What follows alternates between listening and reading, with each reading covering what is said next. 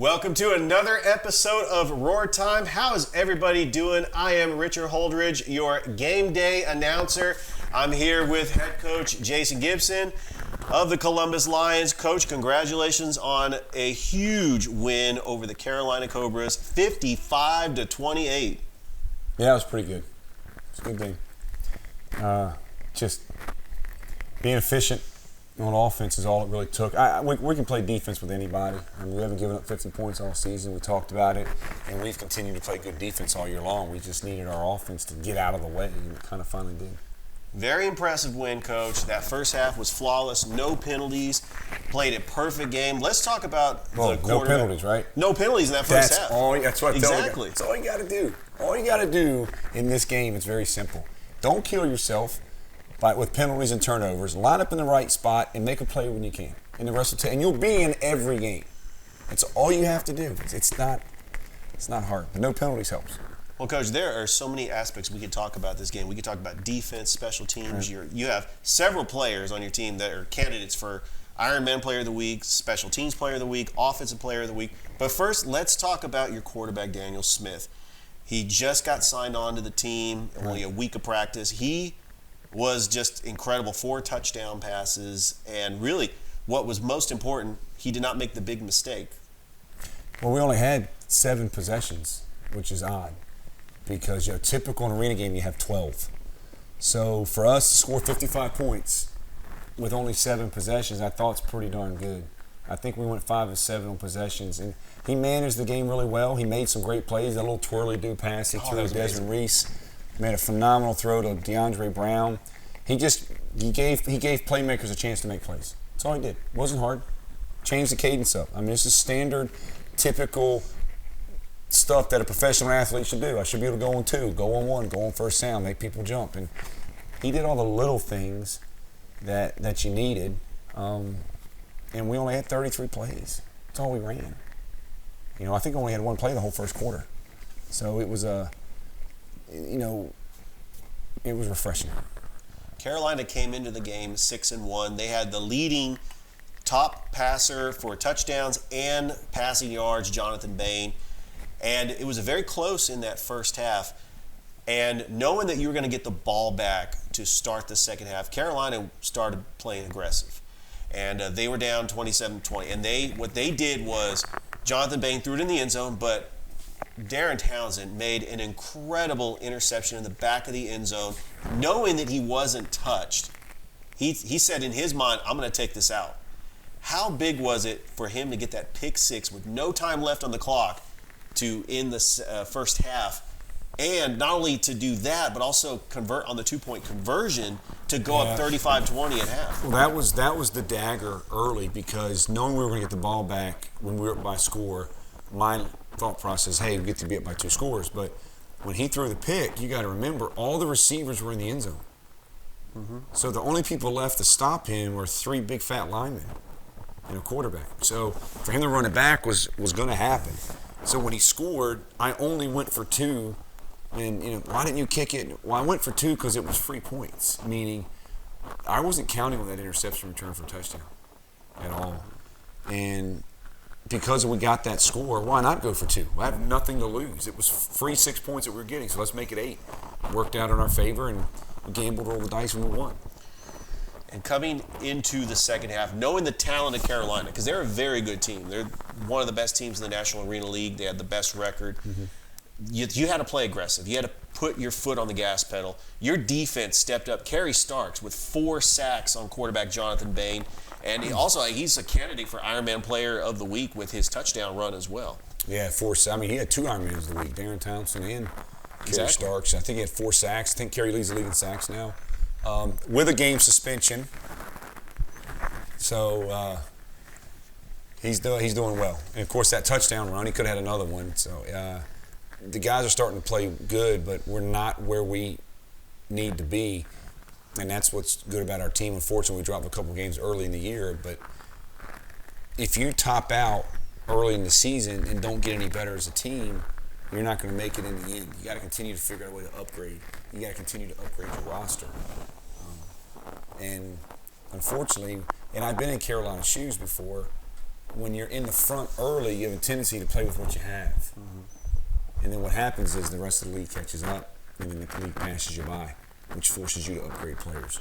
And that'll happen. That's just the nature of the game. It's been doing it too long, and that's usually what happens. You know, Jacksonville starts out 1-4, and right now they're probably arguably the best team in the league. You know, so we'll see. It was a great night at the Columbus Civic Center. Military night, a lot of fans out there. Yeah. And what a way for the Columbus Lions to get the victory in front of the home crowd, beating the best team in the league. We're going to break down the standings right now in the National Arena League. Carolina is still in first place with a 6-2 record.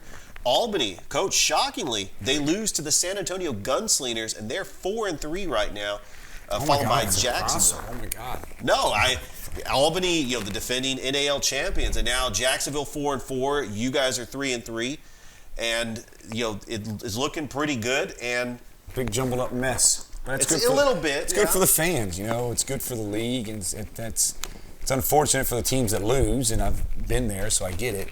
And I've been in games where you lose and it sucks, but you understand from a league standpoint, it helps. It's for the betterment. You know, that Jacksonville game a couple weeks ago, we just got crushed. Yeah. Down in Jacksonville, but their fans had a great time, and they beat up on the Columbus Lions. And as bad as I hate it, it's still good for the team. They needed that game, yes. You know, in the arena, in the league. And so I understand that. I understand the business aspect of it, so that's just me. But. All right, well, we'll be back with a quick commercial break. You are watching an episode of Roar Time. Stay tuned as we will preview this upcoming game against the Jacksonville Sharks. Beam is delivering gig speed internet to 100% of our network. But should you get a gig? Well, if you want to download an album in a blink, video conference in 4K, make virtual reality more real, power all of your home smart devices at the same time, and still have bandwidth to stream everything without buffering, then yeah, you gotta get a gig. So call, click, or visit and get it. Because when you gotta get a gig, you gotta go with Beam. Bringing East Alabama more. Mountain Dew Spark might hypnotize you. You might want to stop staring. Stop staring at the delicious Mountain Dew Spark.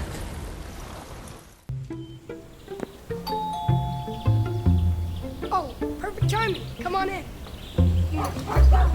It's just not cool in my house. It normally makes a noise. I don't know why it's not. How'd you fix it? I can't believe it. You fixed it. Let's be honest, climate control's not that easy. We love what we do, and there's nothing better than a job well done. To be there when you need it most.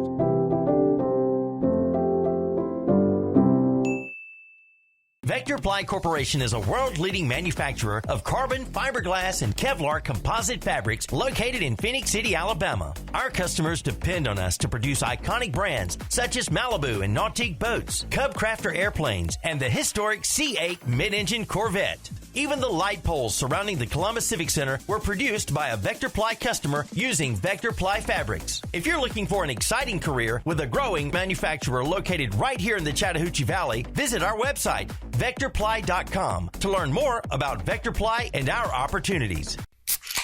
Well, folks, it's only 8 a.m. and it's going to be another hot one. Today's high is 85 degrees. Babe, it's 8 a.m. Fried chicken, better with Pepsi. He's the buzz around town, man, haven't you heard? Sent by Mike Costello Law Firm to spread the word. You've been injured in the wreck, we can help in most cases. We literally come to you in most places. Workers' compensation and all-car wreck, our team is working really hard to try to get you a check. So do yourself a favor and listen to me and call 844-GET-MIKE. Do yourself a favor and listen to me and call 844-GET-MIKE. Told you to do yourself a favor and I hope that you learn. Been in the wreck, call a Mike Costello Law Firm. The Outskirts Sports Bar and Grill. Nobody does food like The Outskirts. Amazing wings, appetizers, baskets, and burgers. And Mr. Henry's Lunch Buffet is the best in town. All-you-can-eat Southern cooking for only $10. Follow The Outskirts on Facebook for the latest on nightly entertainment, sports, music, and the best food in town. The Outskirts Sports Bar and Grill, corner of Veterans Parkway and Whitesville Road in Columbus. Welcome back. You are watching Roar Time. I am Richard Holdridge, your game day commentator. Coach, As Week 8 is in the books, we go on to Week 9, and you have a big one as we have back-to-back home games this Friday night against your longtime rival, the Jacksonville Sharks. Before we actually break down the game, what do you have planned as far as the pregame festivities? They'll do the Lions Walk, which they always love, the tailgate outside. Friday night, get off work, grab the kids, grab the family, let's go. Gates open at 6. Kind of a Friday night football frenzy against the Sharks type thing.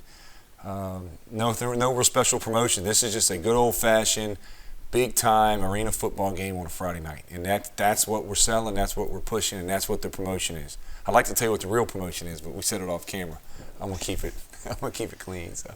Well, this is a big week in the National Arena League because you have Carolina taking on Albany, and then, of course, you have Orlando taking on San Antonio. But Jacksonville comes into this game on a 3-game winning streak. They are 4-4, and they've had a change at quarterback. Malik Henry was their starting quarterback to start Week 1, but Arvil Nelson, yes. I believe he's come in, and you've said before on previous broadcasts that the quarterback play in the Arena League is all the difference in the world. They still have one of the best wide receivers in the National Arena League, Devin Wilson. Right. Yeah, Arvell's a good player. I mean, he's an AFL quarterback. I think he's won the MVP of the Arena Cup. Who knows, something like that. So you add one piece, and that tells you how important the quarterback is in arena ball. But also, that's how important the quarterback is at any level, whether it's high school, college, NFL. You plug in the right person at that position, and you're gonna have a chance to win. And they did it. Good for them. Probably broke the bank on it, but it was worth the wins, I'm sure. Absolutely. Well, as you know, that you have back-to-back home games, and you go right back to the drawing board with the practices. I know it's raining outside, but your players are practicing. Coach, what is the status of Jarmon Fortson? I know that he was banged up in the previous game, but is he good to go? Is he a game-time decision? Yeah, as far as I know, he's good. As far as I know, he's healthy. He's just, he plays so hard. It's a lot of wear and tear on his body, as all of them. So you're not going to go through the whole arena season without having some nicks and bumps and bruises and things like that. You just got to play through them. I mean, he knows that. I know that. Most of the guys out there playing, even though it's only week 7, are all playing with bumps and bruises. We're all tired. And that's just part of the game, but that's why you do it. It's fun. So this is the third and final time you're playing the Jacksonville Sharks in the regular season. Beat them Week 1, 56-49 in overtime. Had a comeback. Jarmon Fortson was part of that with a scoop and score that changed momentum in that game. And then down in Jacksonville, you lost big. It was your first loss of the season. It was their first win. They were a very desperate Jacksonville team.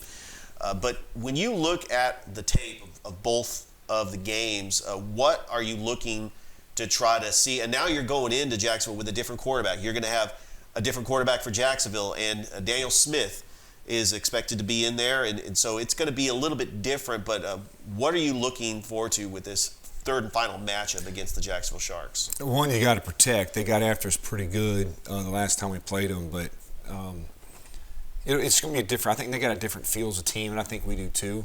But it's an important game because it's the rubber match, and playing them 3 times, whoever wins this game will be up 2-1, and that's a huge playoff decider.